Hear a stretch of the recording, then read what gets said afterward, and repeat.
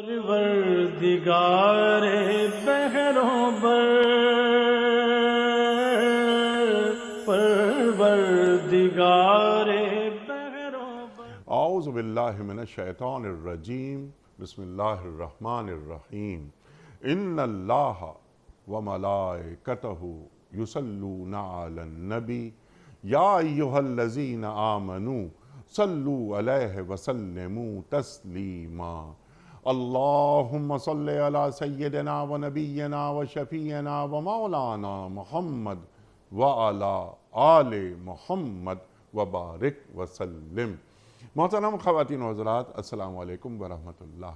پیام صبح کے ساتھ ایک بار پھر حاضر، میں ہوں آپ کا میزبان انیق احمد۔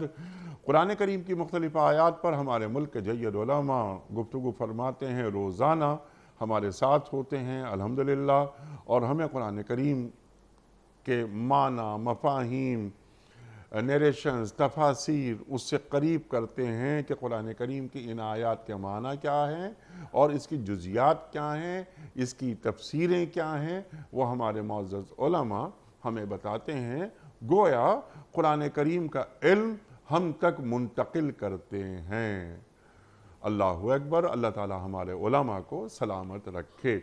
آج ہم سیکھیں گے قرآن کریم کی سورہ قصص کی آیت نمبر 56 کے حوالے سے۔ اللہ تعالیٰ کیا فرما رہا ہے، کس سے فرما رہا ہے؟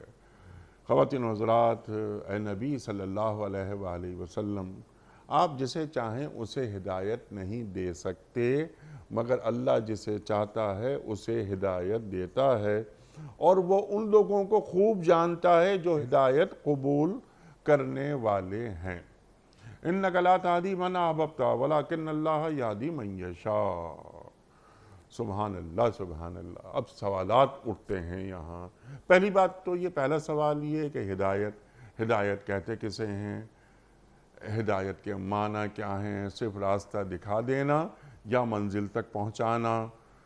خواتین و حضرات، اِنَّا هُدَى اللَّهِ هُوَ الْهُدَى، ہدایت بس وہی جو اللہ کی جانب سے ہو۔ ایک سوال ہم یہ بھی رکھیں گے کہ کیا ہدایت اللہ تعالیٰ سے مستقل مانگنے والی چیز ہے؟ اہدنا الصراط المستقیم۔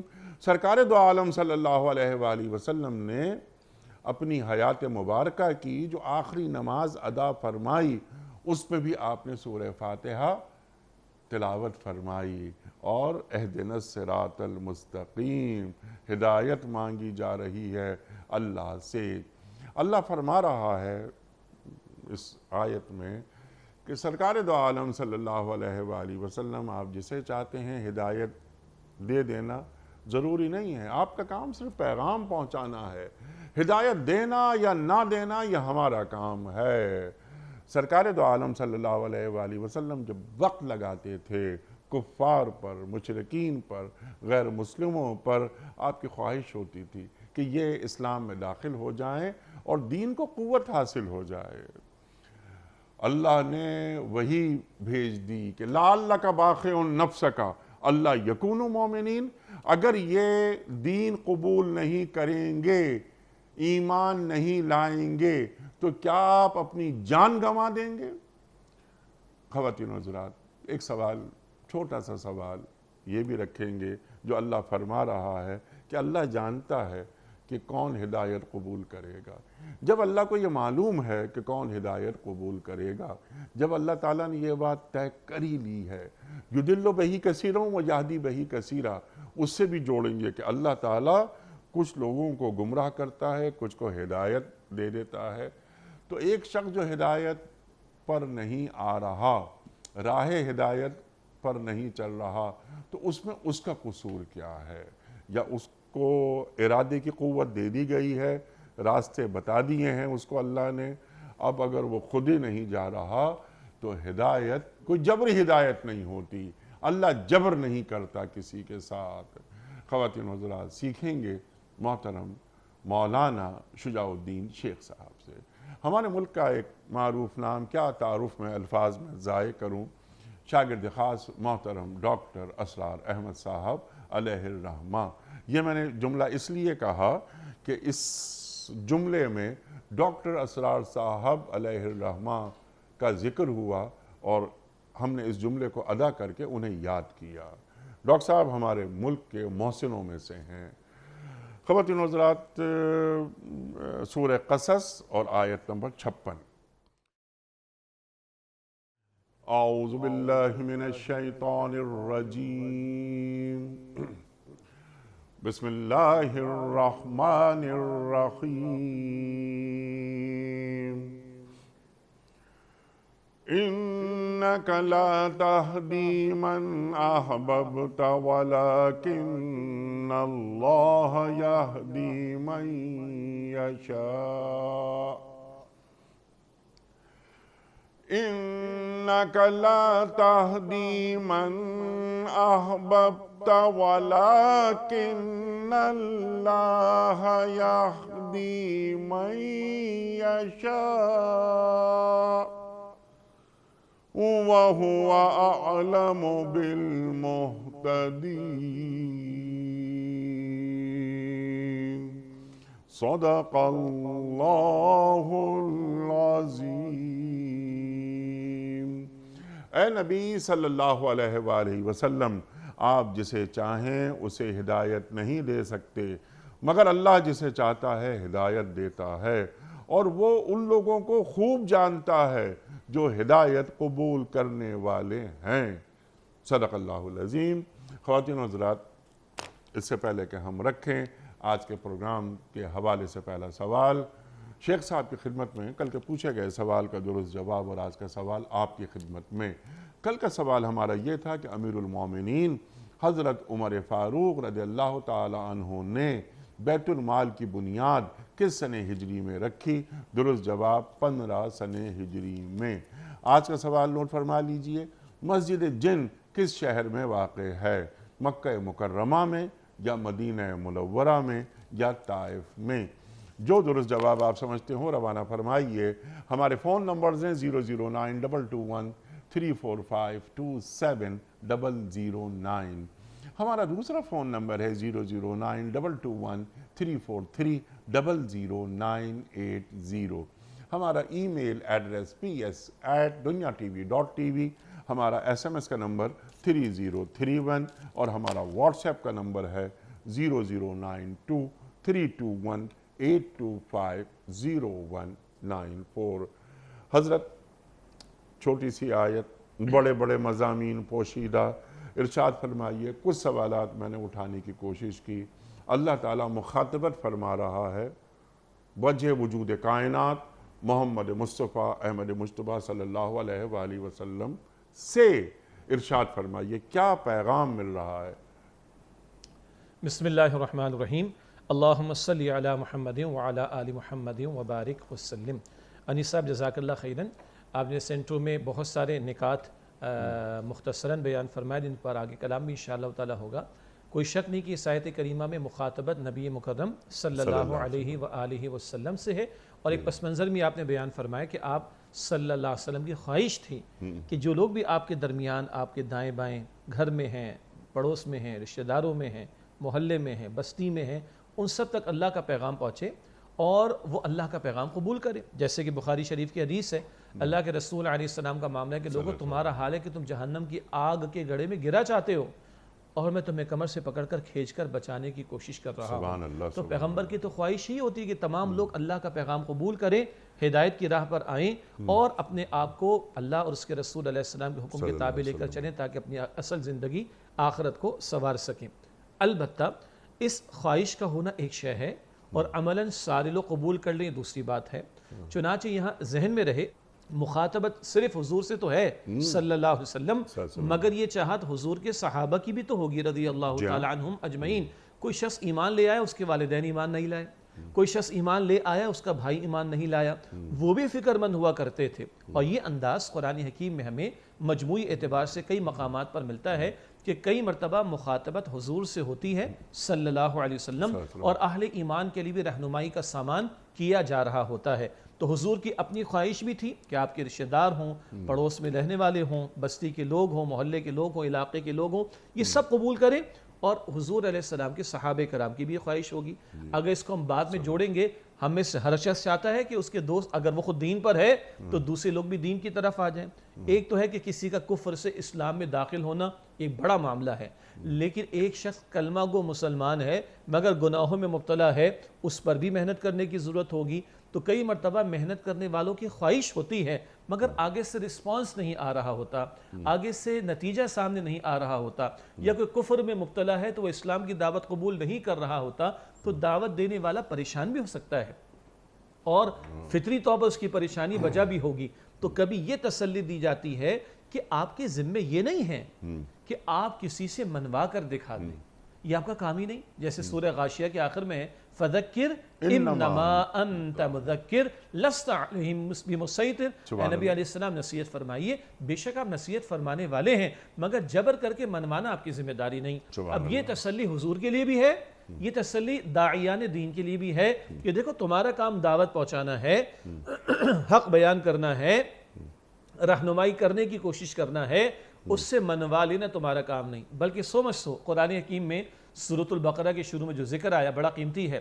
ان الذین کفروا سواء علیہم اانذرتہم ام لم تنذرہم لا یؤمنون. اے نبی صلی اللہ علیہ وسلم، بے شک جن لوگوں نے کفر کیا ان کے حق میں برابر ہے. میں اشارہ کر کے عرض کر رہا ہوں، ان کہا، آپ نہیں کہا، ان کے حق میں برابر ہے. آپ انہیں انذار کریں یعنی اللہ کے عذاب سے ڈرائیں یا نہ ڈرائیں، وہ تو ایمان لانے والے نہیں، وہ تو قبول کر کے نہیں دیں گے. علماء نے نقطہ لکھا ہے، فرمایا ان کے حق میں برابر ہے، یہ نہیں فرمایا کہ آپ کے حق میں برابر ہے. آپ تذکیر کا کام جاری رکھیں، آپ دعوت کا کام جاری رکھیں، آپ پہنچانے کا کام جاری رکھیں، آپ کا اجر اللہ کے یہاں محفوظ ہے. یہ نہیں مانتے نہ مانیں. یہی تسلی حضور کے ذریعے امت کے لیے بھی ہے. تو اگر اس کو میں سمرائز کروں اس وقت کی مختصر بات کو، کہ حضور کو بھی تسلی صلی اللہ علیہ وسلم کہ پہنچانا آپ کا کام ہے، بتانا آپ کا کام ہے، سمجھانا آپ کا کام ہے. ہدایت دینا نہ دینا وہ اختیار اللہ سبحانہ وتعالیٰ کا. ہاں اللہ تعالیٰ کا قانون ہدایت بھی ہے. آپ نے اشارتاً بات بیان فرمائی تھی، جبراً اللہ تعالیٰ کسی کو ہدایت نہیں دیتا، اس کے لیے بندے میں طلب و تڑپ بھی ہونی چاہیے. یہ بعد میں بھی کلام ہو جائے گا. مگر آپ تسلی رکھیے کہ آپ کا کام ہدایت دے دینا نہیں، آپ کا کام جبر کر کے منوانا نہیں، پہنچانا ہے. اور حضور علیہ السلام کے ذریعے اس وقت آپ کے صحابہ کو تسلی تھی رضی اللہ تعالی عنہم اجمعین. اور یہ تسلی امتیوں کے لیے بھی ہوگی جنہوں نے ختم نبوت کے بعد اب دعوت دین کا کام کرنا ہے کہ دیکھو تمہارا کام بتانا، سمجھانا، پہنچانا ہے، منوانا، ہدایت دے دینا بالفعل یہ تمہارا کام بھی نہیں، نہ اس کے بارے میں تم سے سوال ہوگا. سورہ البقرہ میں آیا وَلَا تُسْأَلُ عَنْ اصحاب الجحیم، جہنم والوں کے بارے میں آپ سے سوال نہیں کیا جائے گا. ہاں سوال یہ ہوگا پہنچایا کہ نہیں پہنچایا. سورہ الاعراف میں آیا فَلَنَسْأَلَنَّ الَّذِينَ أُرْسِلَ إِلَيْهِمْ وَلَنَسْأَلَنَّ الْمُرْسَلِينَ، ہم ان سے بھی سوال کریں گے جن کی طرف رسولوں کو بھیجا گیا، کیا کیا تم نے پیغام کے بارے میں. اور ہم مرسلین رسولوں سے بھی سوال کریں گے پہنچایا کہ نہیں پہنچایا. یہی بات حجۃ الوداع کے موقع پر الا هل بلغت، کیا میں نے تم لوگوں تک پہنچا دیا. سب نے ایک زبان ہو کر عرض کی اللہ کے پیغمبر صلی اللہ علیہ وسلم آپ نے حق وصیت، حق نصیحت، حق امانت ادا فرما دیا. پھر حضور اپنے مبارک ہاتھ کی مبارک انگلی آسمان کی طرف بلند کرتے، اللہم اشہد، اللہ تو گواہ رہے میں نے گواہی دے دی. یہی حضور کا کام تھا صلی اللہ علیہ وسلم، یہی امت کا کام ہے. تو یہ تسلیوں کا سامان بھی اس نوعیت کی مخاطبت میں آ رہا. سبحان اللہ. سرکار دو عالم صلی اللہ علیہ وآلہ وسلم گواہی لے رہے ہیں. 1,24,000 صحابہ حجۃ الوداع جو آپ نے اشارہ فرمایا، ایک ذمہ داری بھی آپ نافذ کر رہے ہیں امت پر. فَلْيُبَلِّغُ الشَّاهِدُ الْغَائِبُ، جو آج شاہد ہے، موجود ہے، گواہ ہو گیا، جس تک پہنچ گیا، اب وہ غائب تک پہنچا دے. اور اس شہادت کے لیے امت کھڑی کی گئی. سورہ البقرہ کی آیت نمبر 143 وَكَذَلِكَ جَعَلْنَاكُمْ أُمَّةً وَسَطًا لِتَكُونُوا شُهَدَاءَ عَلَى النَّاسِ وَيَكُونَ الرَّسُولُ عَلَيْكُمْ شَهِيدًا. مسلمانوں تمہیں ہم نے امت وسط بنایا، درمیانی بھی، معتدل بھی، بہترین تمام ترجمے ہیں. تم لوگوں پر شہداء ہو جاؤ، اللہ کے دین کے گواہ، اور رسول اللہ علیہ السلام تم پر گواہ ہو جائیں. وہ گواہی دے گئے، گواہ بنا بھی گئے، اور اللہ کو بھی گواہ بنا گئے. اب ہمارے حوالے ذمہ داری کر گئے. اب یہ امت شاہد ہے، ہم تک آپ تک پہنچ گیا. اب غائب جس تک نہیں پہنچا اس تک پہنچانے کی ذمہ داری ہمارے حوالے کر گئے حضور علیہ السلام. سبحان اللہ. یہ بنیادی جو فلسفہ ہے وہ سامنے آ گیا. شیخ صاحب سمجھا دیجئے ہمیں کہ ہدایت کہتے کسے ہیں، اللہ کسے ہدایت کہہ رہا ہے. اللہ کتنی بڑی بات فرماتا ہے کہ اِنَّ هُدَى اللَّهِ هو الہدا، جی ہدایت بس وہی ہے جو اللہ کی طرف سے آئے۔ تو ہدایت کی تعریف کیا ہے اور ہدایت دینے یا نہ دینے کے حوالے سے سنت الہی کیا ہے؟ بہت بڑا سوال، بڑا اہم اور قیمتی سوال، بلکہ سوالات کے 2-3 حصے ہو جائیں گے۔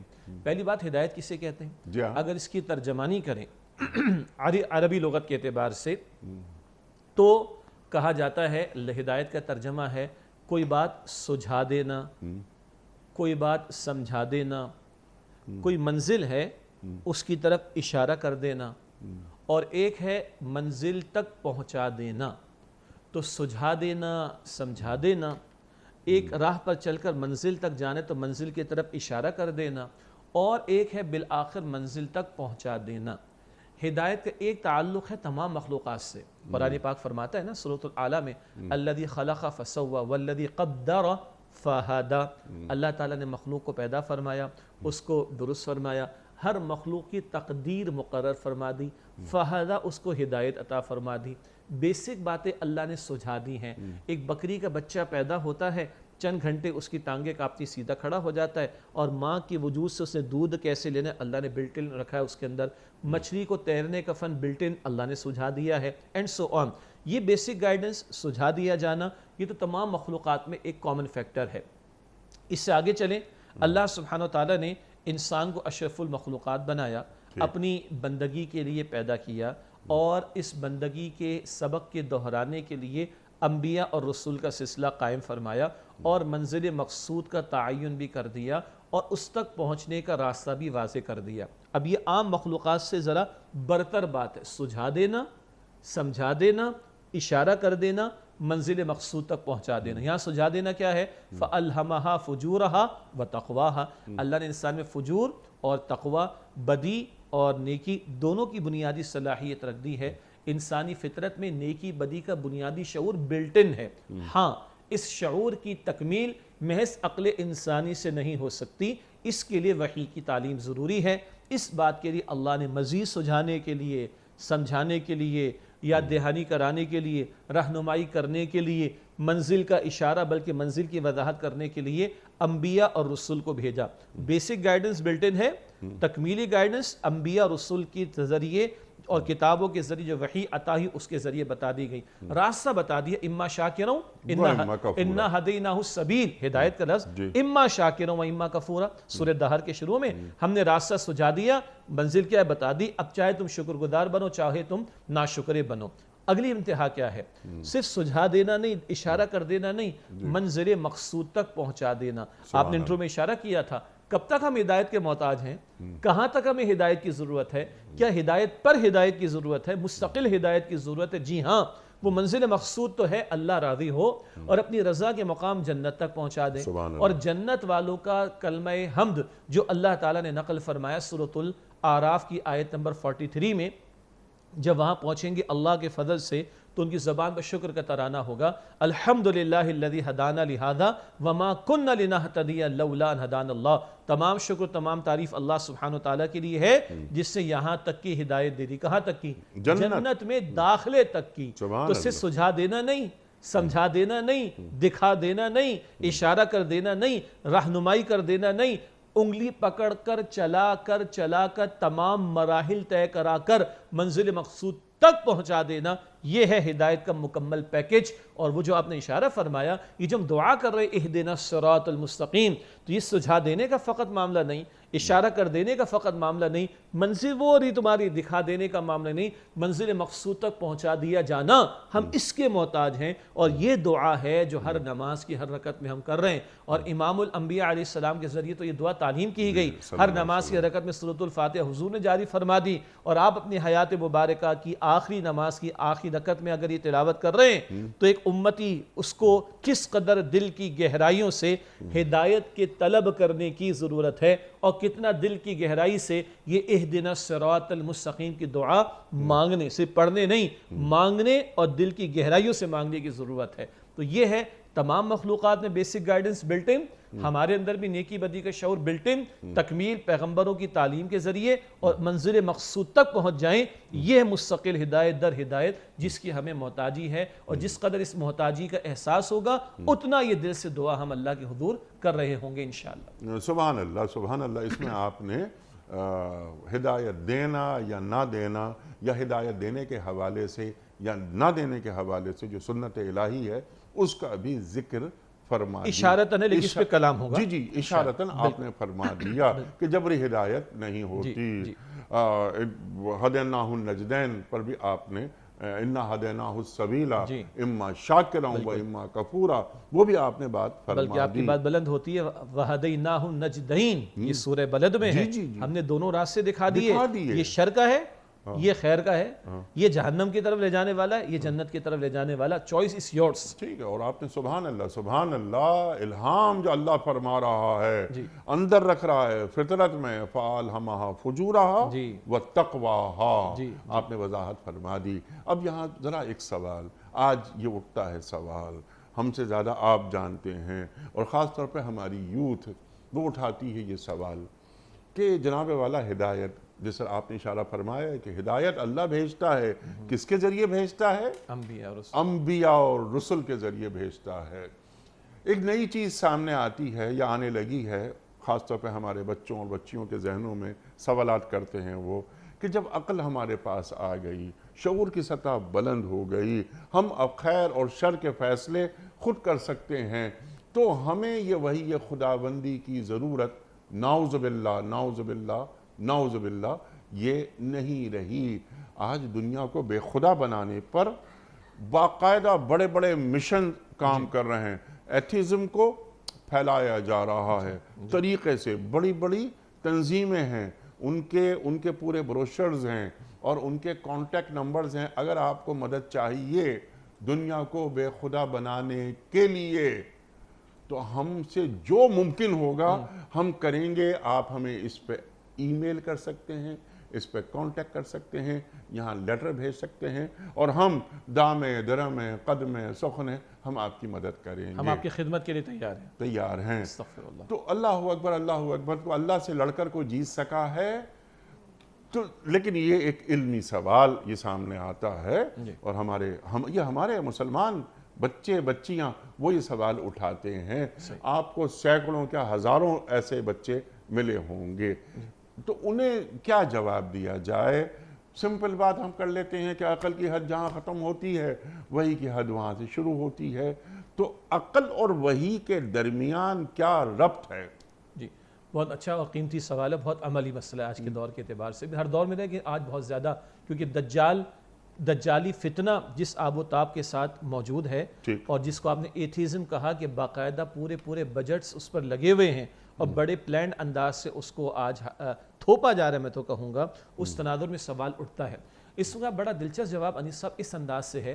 یعنی ایک تو ہم اپنی اس یوتھ کو یہ بھی رہنمائی بلکہ گزارش کرنا چاہیں گے کہ وہ لوگ جو پچھلے چند سالوں میں غیر مسلمان ہوئے ہیں ان میں آپ کو فنکار اور فنکارائیں بھی مل جائیں گی، تو ایک الگ پورا طبقہ ہے. ان میں آپ کو اکانومسٹ ملیں گے، ان میں آپ کو بعض ملکوں کے سربراہان ملیں گے، ان میں بعض دنیا کے بڑے اداروں کے چلانے والے ملیں گے. میں دعوت دوں گا کہ ذرا ان کی زندگیوں کو بھی پڑھیں کہ کیا شے نے کس شے نے ان کو اپیل کیا، ٹھیک ہے، اور وہ آج اس نتیجے پر پہنچے. ہمارے پاس عقل ہے جو ایک بہت بڑی نعمت ہے اللہ سبحانہ وتعالیٰ کی، لیکن ہماری عقل کل نہیں ہے. ہمیں کسی اس سے بالاتر شے کی ضرورت ہے، جس کو آپ نے سادہ دو جملے میں کہا کہ جہاں عقل کی حد مکمل ہوتی ہے وہاں سے وحی کا آغاز ہوتا ہے. نمبر 1. نمبر 2، اگر ہم تھوڑا سا دنیا کے انالیسس اپنے سامنے رکھیں، مثال کے طور پر اگر پچھلی ایک صدی سے کچھ پہلے کے انالیسس کو سامنے رکھیں، کیپٹلزم آج دنیا میں موجود ہے جس کی دو بڑی بنیادیں ہیں. ایک سود کی بنیاد پر بینکنگ کا سسٹم اور ایک جوئے سٹے کی بنیاد پر اسٹاک ایکسچینج کا سسٹم.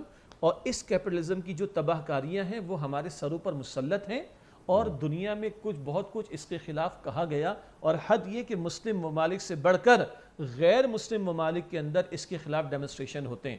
تو ماضی میں کبھی اس کیپٹلزم کے ری ایکشن کے طور پر عقل انسانی کو استعمال کیا گیا اور دنیا نے ایک نظام دیکھا جس کو سوشلزم کہا جاتا ہے.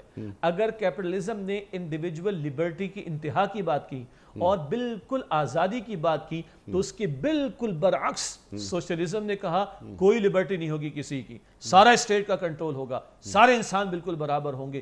اس قدر اس انڈیویجول کی کمپلیٹ لبرٹی کے اگینسٹ میں یہ جبر کا ایک نظام آیا جس کو ہم نے دنیا نے سوشلزم کے طور پر دیکھا, مگر وہ بھی کیونکہ ان نیچرل تھا وہ اپنی موت مر چکا ہے. نتیجتاً آج پھر دنیا کیپٹلسٹ اکانومی کے انڈر میں جی رہی ہے. ہم کیا کہتے ہیں؟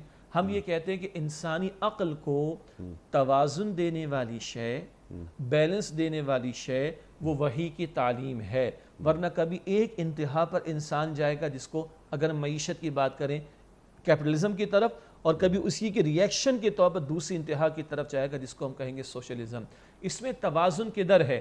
اگر اسلام کی تعلیم کی ہم بات کریں, اسلام انڈیویجول کی لبرٹی کی اجازت دیتا ہے, وہ کما سکتا ہے, وہ خرچ کر سکتا ہے, وہ مینٹین کر سکتا ہے, وہ اپنے پاس سیونگ کر سکتا ہے, البتہ کچھ لیمیٹیشنز کے ساتھ. اسلام نے اجتماعیت کے اوپر ایک نظم کی بات کی ہے, مگر ایسا نظم نہیں کہ جو انڈیویجول کا گلا گھونٹ ڈالے, یعنی یہ تفصیل طلب بات ہو جائے گی. عرض کرنے کا مطلب یہ ہے اگر ہم دنیا کے حالات کا انالیسس کریں تو ہمیں جواب ملتا ہے کہ محض عقل انسانی کبھی ایک انتہا کی طرف لے کے جاتی, کبھی دوسری انتہا کی طرف لے کے جاتی.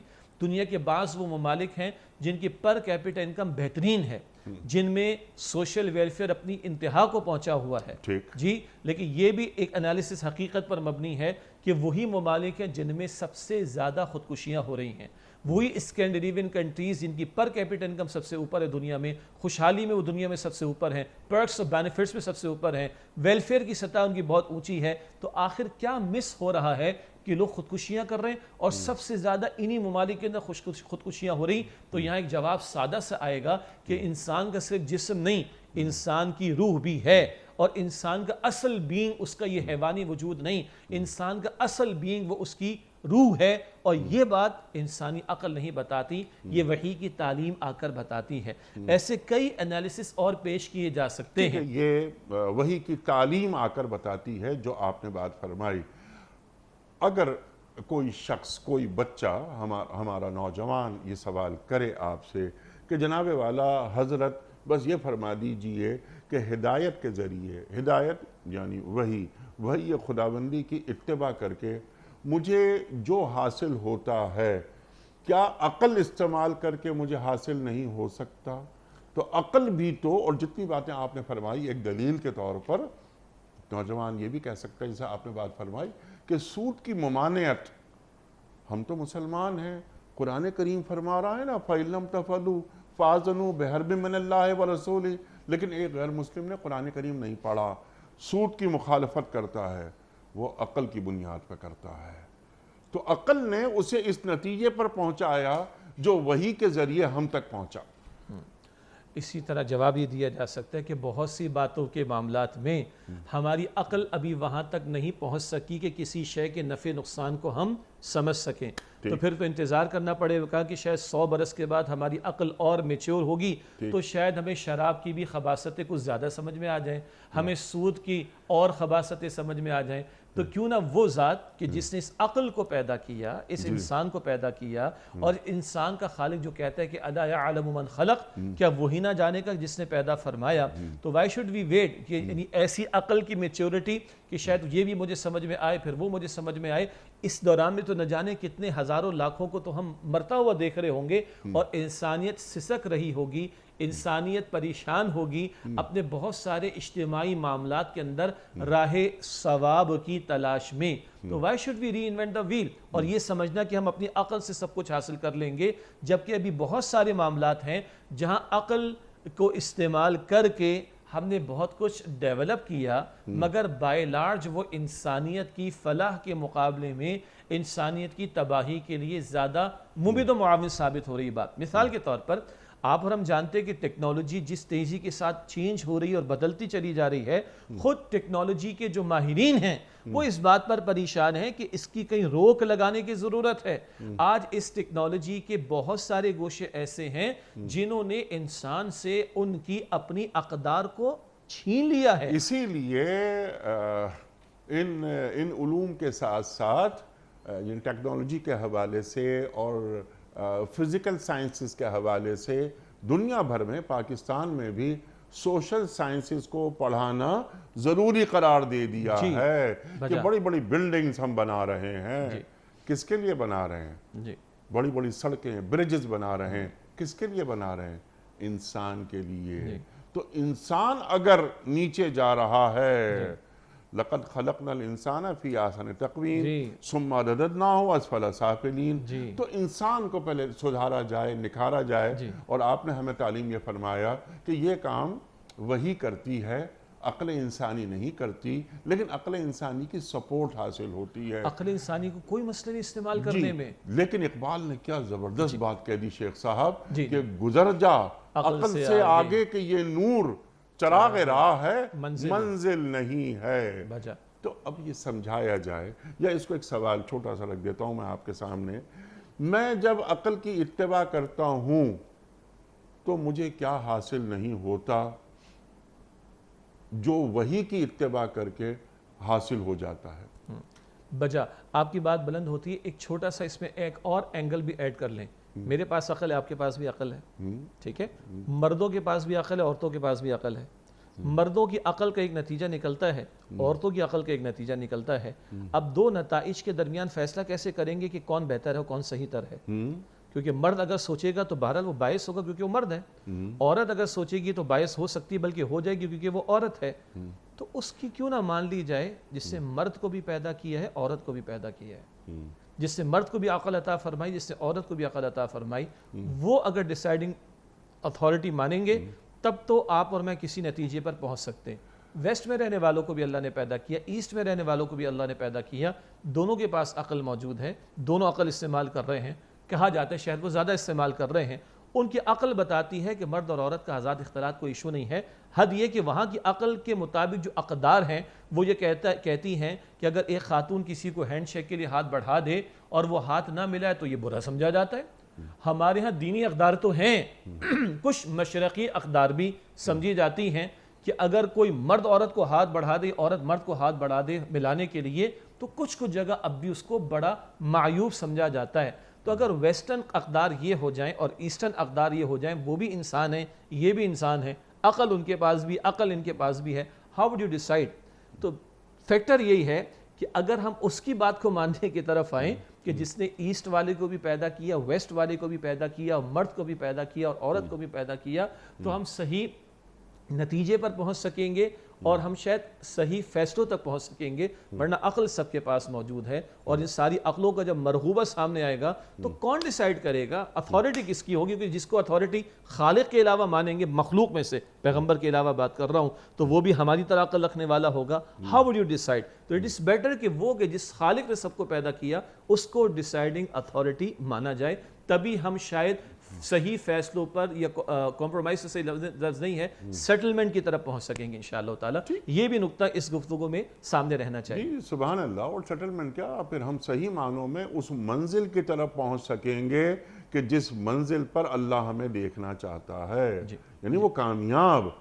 اللہ تعالیٰ انسان کو کامیاب دیکھنا چاہتا ہے نا۔ اور کیا عقل انسانی احاطہ کر سکتی ہے ان تمام مسائل کا؟ یعنی وہ سیاسی، سماجی، معاشی، معاشرتی جتنے مسائل ہیں، تو وہی یہ خداوندی ایک انسان کو پہلے دن سے لے کر آخری دن تک اسے گائیڈ لائنز دیتی ہے۔ بلکہ آپ کی بات بلند ہوتی ہے، دنیا میں آنے سے پہلے سے لے کر بندے کے دنیا سے جانے کے بعد تک کی گائیڈنس دیتی ہے۔ سبحان اللہ، سبحان اللہ۔ جو آپ نے بات فرمائی اس کے ذیل میں ایک سوال میرے ذہن میں یہ آ رہا تھا، بلکہ آپ ہی کی بات کو ایک سیکنڈ کرتے ہوئے، کہ عقل، آپ نے فرمایا کہ ویسٹ بہت آگے ہے، ویسٹ نے بھی اپنے بہترین دماغ نکالے۔ قرآن کریم بھی اولی الالباب بار بار فرماتا ہے، بہترین دماغ نکال کر انہوں نے انسان کے لیے بہترین اقدار تخلیق کی۔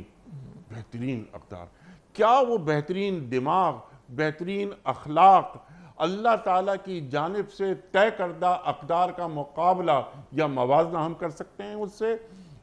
وراثت کے قوانین، بجا مرد اور عورت کا تعلق آپ نے ذکر فرمایا، جی کیلا یکون دولتم بین الاغنیاء منکم، جی جی پورا قرآن کریم وہی خدا بندی اور صاحب قرآن کی سیرت. جی. اور ہم تو کیونکہ امتی ہیں، اس تمام انبیاء آدم علیہ السلام سے لے کر مسیح علیہ السلام تک کیا فرماتے رہے؟ اللہ سے جوڑتے رہے. عقل سپورٹ تو کرتی ہے، منزل تک وہی پہنچاتی ہے. بجا سرکار دو عالم صلی اللہ علیہ وآلہ وسلم جب قرآن بیان فرماتے ہیں تو یہ اس انسانیت کا آخری حل ہے. قیامت تک کے لیے قیامت تک کے لیے امن عالم. آج بڑے بڑے نعرے لگتے ہیں، پیس پیس پیس. تو جو قرآن پیس بیان کرتا ہے وہ کہیں اور مل سکتا ہے؟ سوال ہی پیدا نہیں الا یعلم من خلق، جی. جو آپ نے بات فرمائی قرآن کریم کی آیت کہ اللہ ہی نہ جانے گا اپنے مخلوق کی نفسیات کو جس نے پیدا کیا ہے. تو وہی خداوندی کا یہ ایک یعنی یہ خیال استو محال استو جنو کہ ایک عقل انسانی کس طرح وہی کا مقابلہ کر سکتی ہے. ارشاد. دیکھیے جو آپ ابھی بیان فرما رہے تھے نا کہ کیا وہ اقدار جو دنیا کے بہترین دماغوں کو بٹھا کر تیار کر کے انکلکیٹ کرنے کی کوشش کی گئی، ٹھیک، کیا وہ اقدار خالق کی عطا کردہ تعلیم کے مطابق جو اقدار ان کا مقابلہ کر سکتی؟ آپ نے وراثت کا ذکر کیا، آپ پورے فیملی سسٹم کو لے آئیے. آج بیچارہ وہ معاشرہ جو وحی کی تعلیم سے دور ہے، سرے سے دور ہے. ایک تو نا کچھ ماننے والے ہم جیسے لوگ ہیں، ایک ہے جو سرے سے دور ہے. وہاں ایک بوڑھا بیچارہ اولڈ ہاؤس میں، ناٹ اولڈ ہوم، کس طرح تڑپتا ہے. اور اللہ کا کلام فرماتا ہے وَبَنِينَ وَحَفَدَ، اللہ نے تمہیں بیٹے بھی دیے اور اللہ نے تمہیں پوتے بھی عطا فرمائے. تو اس غریب بیچارے بوڑھے کو دیکھ کر افسوس ہوتا ہے کہ کاش یہ خالق کا ماننے والا ہوتا اور اس کے پاس فیملی سسٹم موجود ہوتا تو آج یہ کتوں کے ساتھ بیچارہ نہ کھیل رہا ہوتا. نکاح کا انسٹیٹیوشن، مودت، رحمت، سکون، لتسکنو، وہ کیسے حاصل ہوتا ہے؟ فیملی کیسے ہوتی ہے؟ آپ پوچھیں ان سے کہ ماموں، خالہ، آپ نے دادا پوتے کی بات کی، رشتے ختم. ان کو الفاظ نہیں بیچاروں کے پاس، جی الفاظ نہیں ہے. انکل انٹی کی سوا کوئی الفاظ نہیں بیچاروں کے پاس. سورہ نور ہم پڑھتے ہیں حنیف صاحب، بالکل آخر رکوع میں آپ کو بھی یاد ہے اللہ نے 10 قسم کے رشتوں کا، نعتوں کا ذکر کیا. تم کھا سکتے ہو اپنے باپ کے گھر سے، ماں کے گھر سے، بھائی کے گھر سے، بہن کے گھر سے، خالہ کے گھر سے، ماموں کے گھر سے، چچا کے گھر سے، دوست کے گھر سے. سمجھ نہیں آتی تھی پہلے. آج لوگوں کو یہ رشتے بیچاروں کو معلوم نہیں ہے کس قدر وہ مس کر رہے ہیں. آج دنیا سوشل ویلفیئر کی بات کرتی. اللہ کے دین نے بتایا اگر میں ایک بیٹا ہوں، میرے ماں باپ زندہ ہیں، ان کی کفالت میرے ذمہ ہے اور لازم ہے، یہ فرائض میں شامل ہے، اور ان کو میں زکوٰۃ بھی نہیں دے سکتا. اگر میری اولاد ہے میں کفیل ہوں، ان کا میں ذمہ دار. اگر میری بیوی ہے میں کفیل ہوں، ذمہ دار. اگر میرے اوپر دادا دادی ہیں میں کفیل ہوں، ذمہ دار. میرے اگر پوتے پوتیاں اگر ہو جائیں اور میرا بیٹا اگر نہیں تو میں کفیل ہوں، ذمہ دار. اوپر نیچے بھی میں زکوٰۃ نہیں دے سکتا. آپ تصور کریں کیا سوشل ویلفیئر اللہ نے بلٹ ان کر دی. آخرت تو جوڑی، دنیا بھی بھلا دی. 3 بیٹیوں کی حدیث سے ہماری بہنیں سنیں، اللہ اکبر، کیا عورت کو اللہ نے اکرام دیا ہے. 3 بیٹیوں والی حدیث سے سب کو معلوم ہے نا. حضور فرماتے ہیں وہ صلی اللہ علیہ وسلم 3 بیٹیوں کی کفالت کرنے والا جنت میں داخلے کا باعث بنیں گی بیٹیاں، جہنم سے بچاؤ کا باعث بنیں گی وہ بیٹیاں. اور ایک حدیث میں حضور نے اپنے مبارک ہاتھ کی دونوں مبارک انگلیاں ملا کر دکھایا میں اور وہ جنت میں اس طرح ساتھ ہوں گے. یہ تو ہے 3 بیٹیوں کے بارے میں. 3 بہنوں کے بارے میں احادیث. 3 پھپھیوں کے بارے میں. اگر ایک مرد مومن کے ذمے 3 پھپھیوں کی کفالت آ جائے اور وہ کفالت کی ذمہ داری پوری کرے، جنت اس کے لیے. 3 خالاؤں کی ذمہ داری، اللہ اکبر، کسی بندے پر آ جائے کہ اس کی خالائیں محتاج ہو گئیں اور ان کی کفالت اس پر آ گئیں، حضور اس کو بھی جنت کی بشارت دیتے ہیں. کیا عورت کو اکرام عطا کیا جا رہا ہے. جنت ماں کے قدموں کے پاس بتائی جا رہی، اللہ کی رضا والد کی رضا میں بتائی جا رہی ہے. یا تو 18 سال کا ہو جائے تو باپ اس کو کچھ کہہ نہیں سکتا، اور باپ ذرا کچھ کہے تو وہ کال کر کے جو ہے پولیس کو بلاتا کہ میرے باپ نے میرے ساتھ یہ کیا، یا بلاتی ہے. اور اللہ کے پیغمبر کیا فرماتے علیہ السلام، جب ایک شخص نے آ کے کہا کہ میرا ابا جان مجھ سے میرا کچھ پیسہ مانگتے ہیں، حضور فرمایا انت و مالک لوالدیک، تو بھی اور تیرا مال دونوں تیرے باپ کے ہیں، تیرے باپ کا پورا اختیار ہے تیری ذات پر۔ اس کے فقہی مسائل علماء نے الگ بیان کیے، وہ بیان نہیں کیے جا سکتے، پبلک بڑی گہرائی ہے اس کے اندر۔ تو بھی تیرے باپ کا، تیرا مال بھی تیرے باپ کا، یہ کیٹیگوریکل الفاظ اللہ کے رسول علیہ السلام کے ہیں۔ یہ تو وہی بتائی گیا کر، ورنہ انتہائی ادب سے۔ اب مجھے کہنے دیجئے یہ بات آج یہاں بیٹھ کر، آج ہم بچوں کی باتیں سن رہے ہیں، آوازیں سن رہے ہیں، ارے آپ مولوی صاحب کیا آپ ماں باپ کے حقوق کی بات کرتے ہیں؟ کیا ماں باپ کی، میں بہت معذرت کے ساتھ یہ کوٹ کر رہا ہوں، ان ماں باپ کا ایک مسئلہ تھا، ان کی ایک خواہش تھی، ان کی ایک ضرورت تھی، انہوں نے کر لیا نکاح، ہم مصیبت میں پیدا ہو گئے، ہم سے کیا تقاضا کیا جاتا ہے کہ ان کے حقوق ادا کریں، ان کی خدمت کریں؟ یہ خالص عقل کی بنیاد پر سوال ہے، اور یہ سوالات اٹھ رہے ہیں، جیسے آپ نے اور سوالات کا ذکر کیا، اب ہمیں یہ سوالات فیس کرنا پڑے اس معاشرے کے اندر۔ تو اللہ کی قسم اگر وحی کا تصور نہ ہو اور میں اس عقل کی بنیاد پر ہم زندگی کے معاملات کو چلانا چاہیں، تو آج آپ کو یہاں پر یہ سوالات اٹھتے ہوئے دکھائی دے رہے ہیں۔ خالص عقل تو پھر یہاں تک لے کر آئے گی، سمپل سی بات ہے۔ سبحان اللہ، محض خالص عقل۔ سبحان اللہ، سبحان اللہ۔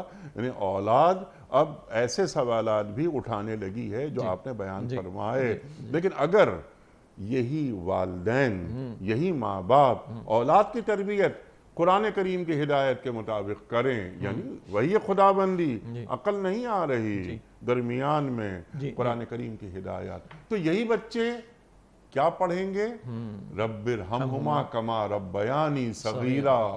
جی اللہ اکبر۔ اور آپ کی اجازت سے میں کیونکہ ہم نے ایک بڑی نیگیٹو بات کہی ہے تو میں ذرا پازیٹیو بھی سامنے رکھوں۔ آپ بھی ذاتی طور پر بہت سے واقعات سے واقف، میں بھی جانتا ہوں، ایسے پیارے بچے ہمارے معاشرے کے، کمانے والے بچے، ینگ، مطلب 25-30 سال بھی عمر نہیں ہے، 25 ہوگی، باپ ایسی بیماری میں مبتلا ہو گیا کہ اس کو فل ٹائم اٹینڈنٹ کی ضرورت ہے، بچے نے جاب چھوڑی ہے، اور جاب ایسی تھی کہ بعد میں ریزیوم ہو گئی باپ کے انتقال کے بعد، مگر اس نے سعادت سمجھی کہ نہیں، باپ نے زندگی ہم پر لگائی ہے، اب ہمارا ٹائم ہے کہ ری پے کریں۔ تو ہم نے ایسے بچے بھی دیکھے الحمدللہ، اسی معاشرے میں دیکھے، ہم اپنی آنکھوں سے دیکھ رہے ہیں۔ اور یہ کون بچے ہیں؟ جن کی ماں نے ان کو قرآن پڑھایا، سبحان اللہ، جن کے باپ نے مسجد کی طرف رہنمائی کی ہے، جن کے گھر میں قرآن کی بات چلی ہے الحمدللہ۔ وہ جو آپ نے فرمایا، اب اگر ماں باپ یہ تربیت دے رہے ہوں گے تو ایسی سعادت مند اولاد بھی ہوگی انشاءاللہ تعالی۔ اگر ماں باپ کچھ اور رخ پر جا رہے ہیں تو پھر جو ڈالیں گے، جو ان پٹ ڈالیں گے، وہی آؤٹ پٹ نکلے گا پھر ہمارے۔ سبحان اللہ، سبحان اللہ۔ یعنی بنیاد آپ نے فراہم کر دی کہ ہدایت کے تعلق سے اللہ تعالیٰ کیا فرما رہا ہے اور ہدایت کے حوالے سے سنت الہی کیا ہے۔ اب وقت مکمل ہو رہا ہے ہمارے پروگرام کا، آخری جو حصہ ہے، آخری بلکہ چھوٹا سا ٹکڑا ہے کہ اللہ جانتا ہے کہ کون ہدایت لینے والا ہے، ٹھیک ہے نا؟ تو جب اللہ کو معلوم ہی ہے تو جن کے پاس ہدایت نہیں پہنچ پائی یا ان کے دل اس طرف نہیں گئے تو اس میں ان کا قصور، یہ سوال میرا نہیں ہے، کچھ لوگوں کا ہے، یہ کچھ لوگ سوال یہ اٹھاتے ہیں کہ ٹھیک ہے بھائی، ہدایت ہمیں ملنی ہوگی تو مل جائے گی، نہیں ملنی ہوگی نہیں ملے گی۔ اگر ہمیں نہیں ملی ہدایت یا نہیں مل رہی ہے ہدایت، اس کا مطلب یہ ہے کہ اللہ ہمیں نعوذ باللہ دینا ہی نہیں چاہتا۔ ارشاد بجا آپ نے درمیان میں جملہ 2 مرتبہ ارشاد فرمایا، اللہ تعالیٰ کا قانون ہدایت، کچھ بات تو ہم نے کر لی، بدیع شدہ ہے، راستہ واضح ہے۔ اللہ نے 2-3 اور پیرایوں میں بات بیان فرمائی مختصراً۔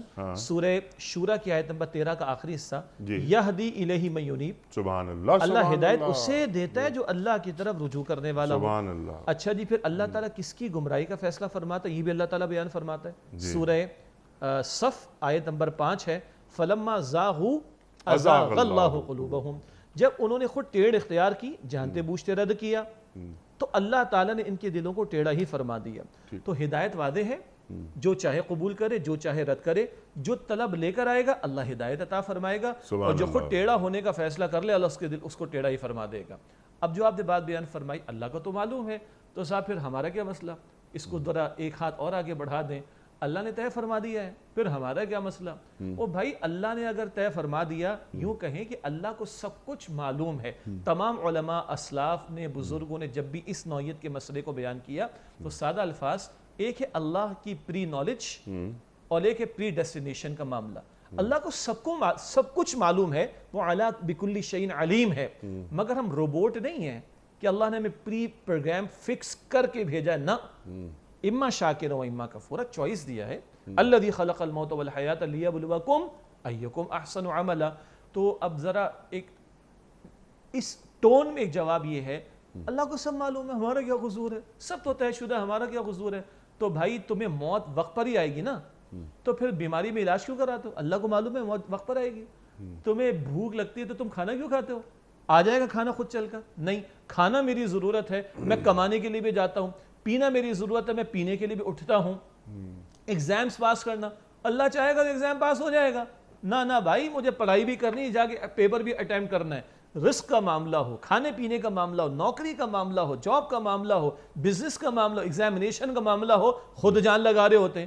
تو بھائی اسی طرح جان لگانی ہوگی, اللہ سے ہدایت کی طلب کے لیے تڑپ پیدا کرنی ہوگی. اور جب طلب اور تڑپ سچی ہوتی ہے تو اللہ تعالیٰ صرف یہ نہیں کرتا کہ ہدایت دیتا ہے تم چل کر آؤ گے. حدیث قدسی اللہ تعالیٰ فرماتا ہے کہ میں دوڑ کر آؤں گا. تو یہ بہانے نہیں چلیں گے. اللہ کو سب معلوم ہمارے کیا قصور, اللہ چاہے گا تو دے گا, اللہ کے چاہنے سے ہی ملے گی. مگر تم چاہت تو پیدا کرو, تم طلب تو پیدا کرو, تم تڑپ تو پیدا کرو. یہ تم نے کرنا ہے, توفیق اللہ ہی کی طرف سے عطا ہوگی. تو بہانہ جیسے وہاں نہیں چلے گا, پیٹ پالنے کے لیے محنت ہم کر رہے ہوتے ہیں, حالانکہ طے ہے کہ رزق کتنا ملے گا. جی بیماری میں علاج کرا رہے ہو تو حالانکہ طے ہے, پتہ ہے کہ موت کب آنی ہے, طے ہے, یہ بات اللہ نے طے کی ہے. تو ہدایت اللہ ہی دے گا. مگر جس طرح بیماری میں علاج میں کرواتا ہوں, جس طرح میں کمانے کے لیے محنت کرتا ہوں, مجھے ہدایت کے حصول کے لیے محنت کرنی ہے. انشاءاللہ اللہ اپنے فضل سے ہدایت عطا فرمائے. سبحان اللہ, سبحان اللہ. اللہ تعالیٰ نے ارادے کی قوت ہمیں بخش دی ہے, راستے دکھا دیے ہیں, عقل ہمیں دے دی ہے. شیخ صاحب بڑا ممنون, بڑا شکر گزار, آپ تشریف لائے. خواتین و حضرات, ہمارے علماء کو اللہ سلامت رکھے, تشریف لاتے ہیں اور ہماری علمی کمی کو دور فرما دیتے ہیں, قرآن کریم سے ہمیں جوڑ دیتے ہیں. یہ سورہ احزاب کی آیت نمبر 56 اِنَّكَ لَا تَهْدِي مَنْ أَحْبَبْتَ وَلَكِنَّ اللَّهَ يَهْدِي مَنْ يَشَاءُ پر شیخ صاحب نے تفصیلی گفتگو فرمائی. ہم آپ کے ایک بار پھر شکر گزار. خواتین و حضرات, یہ گفتگو محض گفتگو نہیں, یہ قرآن کریم کی باتیں ہیں, یہ اللہ کا آخری کلام ہے زمین والوں کے لیے. تو صرف محض سن لینے کے لیے نہیں ہیں یہ باتیں. ہدایت کیسے حاصل کی جاتی ہے, کیسے اللہ ہدایت دیتا ہے, سنت الہی کیا ہے. اور شیخ صاحب والذین جاہدوا فینا لنہدینہم سبلنا, جو ہماری طرف آنے کے لیے جدوجہد کرتے ہیں تو ہم ان کے لیے راستے کھولتے چلے جاتے ہیں. اللہ سے قریب کیسے آیا جاتا ہے, اللہ کو اللہ سے کیسے مانگا جاتا ہے. ہمارے معزز علماء ہمیں تعلیم کرتے ہیں. وقت مکمل ہوا ہمارے آج کے پروگرام کا. بہت ساری باتیں مزید ہو سکتی ہیں, آپ اور ہم جانتے ہیں, لیکن بنیادی گفتگو شیخ صاحب نے عطا فرما دی. کوئز کل کا سوال ہمارا یہ تھا کہ امیر المومنین حضرت عمر فاروق رضی اللہ تعالیٰ عنہ نے بیت المال کی بنیاد کس سنہ ہجری میں رکھی؟ درست جواب 15 سنہ ہجری میں. آج کا سوال نوٹ فرما لیجئے, مسجد جن کس شہر میں واقع ہے؟ مکہ مکرمہ میں, یا مدینہ منورہ میں, یا طائف میں؟ جو درست جواب آپ سمجھتے ہوں روانہ فرمائیے. ہمارے فون نمبرز ہیں 0092243452709. ہمارا دوسرا فون نمبر ہے 0092234300980. ہمارا ای میل ایڈریس ps@dunyatv.tv. ہمارا SMS کا نمبر 3031 اور ہمارا واٹس ایپ کا نمبر ہے 00923218250194. شیخ صاحب ایک پرچی نکال کر آپ اعلان کر دیجئے. آج کے ونر کون ہیں؟ شارق علی صاحب ہیں سکھر سے. شارق علی صاحب سکھر سے.